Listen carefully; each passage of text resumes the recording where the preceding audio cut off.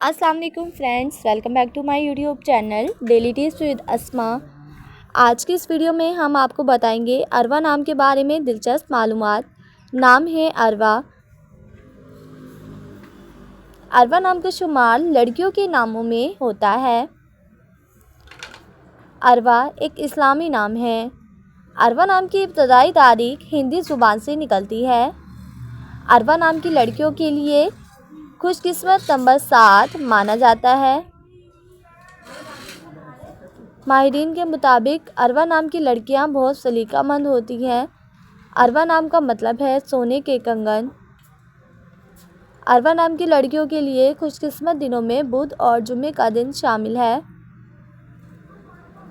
अरवा नाम के अफराद के लिए मुवाफिक रंगों में सब्ज, सुर्ख और सुर्ख रंग शामिल है।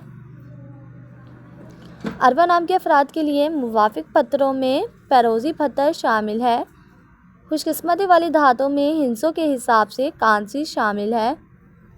फ्रेंड्स, अगर आप अपने नाम का मतलब जानना चाहते हैं तो कमेंट बॉक्स में अपना नाम लिखें।